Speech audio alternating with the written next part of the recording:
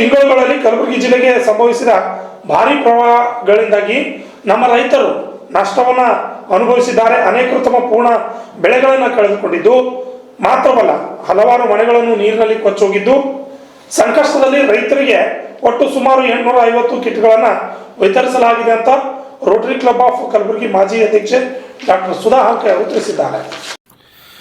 ನಗರದ ಪತ್ರಿಕಾ ಭವನದಲ್ಲಿದ್ದ ಸುದ್ದಿಗೋಷ್ಠಿಯಲ್ಲಿ ಮಾತನಾಡಿದ ಅವರು, ರೈತರ ವೇದನಾದಾಯಕ ಪರಿಸ್ಥಿತಿಯನ್ನು ಗಮನಿಸಿ ಇನ್ಫೋಸಿಸ್ ಫೌಂಡೇಶನ್ನ ಶ್ರೀಮತಿ ಸುಧಾಮೂರ್ತಿ ಹಾಗೂ ಪಾವಗಡದ ರಾಮಕೃಷ್ಣ ಆಶ್ರಮದ ಆಶ್ರಮದ ಪೂಜ್ಯ ಜವಾನಂದ ಸ್ವಾಮೀಜಿಗಳವರ ಸಂಪರ್ಕಿಸಿದೆ. ಕೇವಲ ಒಂದು ಕರೆ ನೀಡುತ್ತಿದ್ದಂತೆಯೇ ಅವರು ನಮ್ಮ ರೈತರ ನೆರವಿಗಾಗಿ ಉಚಿತ ಸಹಾಯ ಕಿಟ್ಗಳನ್ನು ನೀಡಲು ಮನಪೂರ್ವಕವಾಗಿ ಒಪ್ಪಿಕೊಂಡರು.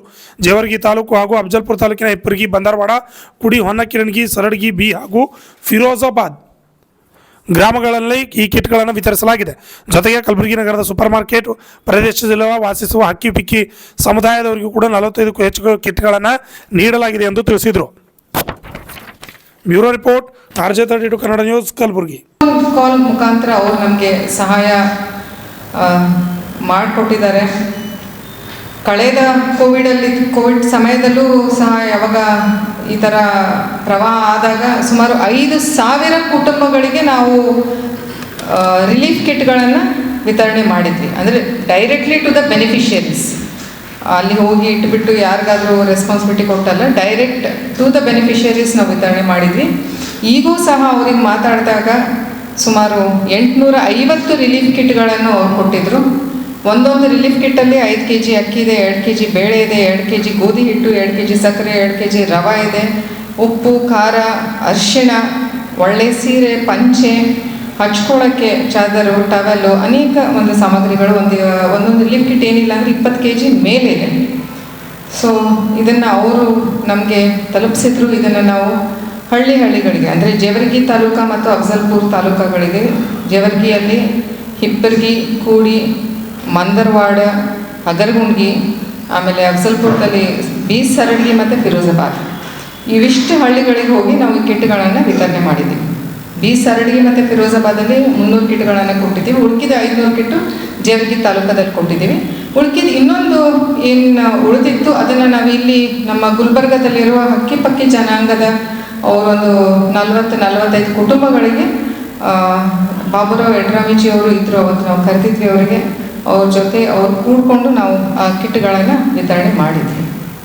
ಸೊ ನಿಮ್ಮ ಮೂಲಕ ನಾನು ಇನ್ಫೋಸಿಸ್ ಫೌಂಡೇಶನ್ನು ಮತ್ತು ರಾಮಕೃಷ್ಣ ಆಶ್ರಮಕ್ಕೆ ಧನ್ಯವಾದ ಹೇಳಲು ಬಯಸ್ತೀನಿ. ನಾವೆಲ್ಲರೂ rotary club of Gulbarga mid town ವತಿಯಿಂದ ಈ ಒಂದು ಪ್ರಾಜೆಕ್ಟನ್ನು ಒಂದು ಸರ್ವಿಸ್ ಅಂತ ಹೇಳ್ತೀನಿ. It is not a project, it is a service.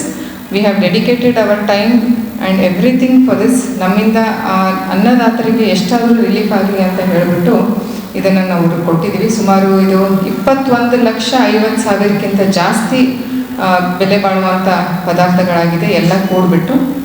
ಆಮೇಲೆ ನಾನು ಹೋದ ಸಲ ಪತ್ರಿಕಾಗೋಷ್ಠಿ ಮಾಡೋ ಟೈಮಿಗೆ ಹೇಳಿದ್ದೆ, ಇಲ್ಲಿ ನಮ್ಮ ಹಕ್ಕಿ ಪಕ್ಕಿ ಸಮುದಾಯದ ಒಬ್ಬಳು ಹುಡುಗಿಗೆ ಬಾಲಕಿ ಮೇಲೆ ಅತ್ಯಾಚಾರ ಆಗಿ ಕೊಲೆಯಾಗಿತ್ತು ಮೈಸೂರಲ್ಲಿ. ಏನಿಲ್ಲ ಅಂದರೆ it is costing is not less than 8,000 to 10,000. Labours loading ಮಾಡಬೇಕು, ಅನ್ಲೋಡಿಂಗ್ ಮಾಡಬೇಕು, ನಾವು ಲಾರಿಯಲ್ಲಿ ಅದನ್ನು ತೊಗೊಂಡು ಹೋಗಬೇಕು. ಯಾಕಂದರೆ ಒಂದೊಂದು 20-20 kg ಇದ್ದಾವೆ. ಸೊ ಅದಕ್ಕೆ ವಿ ನೀಡ್ ಟ್ರೈನ್ಡ್ ಲೇಬರ್ಸ್ ಬೇಕು ನಮಗೆ. So plus what time we are giving along with this. ನಾನು ಇದನ್ನು have taken it as a project chairperson ನಾನೇ ಆಗಿದ್ದೆ ಇದಕ್ಕೆ. ಯಾಕಂದರೆ ಇಟ್ ವಾಸ್ ನಮಗೆ ಒಬ್ಬರು ಜೇವರ್ಗಿದವರು ಫೋನ್ ಮಾಡಿ ಹೇಳಿದರು, ಒಬ್ಬರು ಸರ್ಕಾರಿ ನೌಕರಿಗಳೇ ಫೋನ್ ಮಾಡಿದರು, ಮೇಡಮ್ ನೀವು ಹೋದ ಸಲ ಭಾಳಷ್ಟು ರಿಲೀಫ್ ಕಿಟ್ಗಳನ್ನು ಕೊಟ್ಟಿದ್ದೀರಂತೆ, ಈ ಸಲ ಸರ್ಕಾರದವ್ರು ಏನೂ ಕೊಟ್ಟಿಲ್ಲ, ಕೇಂದ್ರ ಸರ್ಕಾರದಾಗಲಿ ಪ್ಲಸ್ ರಾಜ್ಯ ಸರ್ಕಾರದಲ್ಲಿ ಇನ್ನೂ ಏನೂ ನೆರವು ಮುಟ್ಟಿಲ್ಲ ಅವರಿಗೆ ರಾಜ್ಯ ಸರ್ಕಾರದಿಂದ. ದಯಮಾಡಿಸಿ ತಮ್ಮ ಕಡೆಯಿಂದ ಏನಾಗುತ್ತಾ ನೋಡಿ ಅಂತ ಹೇಳಿದರು. ಸರಿ ಅಂತ ಹೇಳಿ ನಾವು ಹೋದ ಸಲ ಏನು ಮಾಡಿದ್ವಿ ಅಂತಂದರೆ, ನಮ್ಮದೇ ಸರ್ಕಾರ ಇತ್ತು ಆವಾಗ, ನಾನೆಲ್ಲ ತಹಸೀಲ್ದಾರ್ ಅವ್ರಿಗೆ ಫೋನ್ ಮಾಡಿಬಿಟ್ಟು ಲಿಸ್ಟ್ ತೊಗೊಂಡು ವಿಲೇಜ್ ಅಕೌಂಟೆಂಟ್ಸ್ ಹತ್ರ ಲಿಸ್ಟ್ ತೊಗೊಂಡು ಅವ್ರಿಗೆ ನಿಲ್ಲಿಸ್ಕೊಂಡು ನಾವು ಕೊಡ್ತಾಯಿದ್ವಿ. ಈ ಸಲ ನನಗೆ I didn't get any feedback. ನಾವು ಪ್ರಯತ್ನ ಮಾಡಿದ್ವಿ, ಬಟ್ ನಮ್ಗೆ ಅದು ಲಿಸ್ಟ್ ಸಿಕ್ಕಿಲ್ಲ. ಸೊ ನಾವು ಲೋಕಲ್ BJP ಕಾರ್ಯಕರ್ತರು ಮತ್ತು ಲೋಕಲ್ ಯಾರ್ಯಾರು ಜನ ಇದ್ದಾರೆ ಅಲ್ಲಿಂದ ನಾಯಕರು, irrespective of the party, so ಅವರನ್ನೆಲ್ಲ ಕೂರಿಸ್ಬಿಟ್ಟು ಅವ್ರ ಹತ್ರ ಲಿಸ್ಟ್ ತೊಗೊಂಡು ಅವರಿಗೆ ಟೋಕನ್ಗಳನ್ನು ಕೊಟ್ಟು ಅವ್ರ ಹೆಸರು ಬರ್ಕೊಂಡು ಯಾರ್ಯಾರಿಗೆ ಈ ಥರ ಬೆಲೆ ಹಾನಿಯಾಗಿದೆ, ಮನೆ ಇದಾಗಿದೆ, ಅವ್ರನ್ನೆಲ್ಲ ಲಿಸ್ಟ್ ಬರ್ಕೊಂಡು ಅವ್ರಿಗೆ ಟೋಕನ್ ಕೊಟ್ಟು ಭಾಳ ಸಿಸ್ಟಮೆಟಿಕ್ ಆಗಿ ಆರ್ಗನೈಸ್ ಆಗಿ ಇದನ್ನು ಕೊಡ್ತಾ ಇರ್ತೀವಿ ನಾವು. ಇದರದ್ದು ಫೋಟೋಸ್ ವಿಡಿಯೋಸ್ ಎಲ್ಲ ಇದ್ದಾವೆ. ನಾನು ಯಾರಿಗೆ ಕಳಿಸಂತೀರ ಹೇಳಿರಿ, ಕಳಿಸಿರ್ತೀನಿ ನಾನು.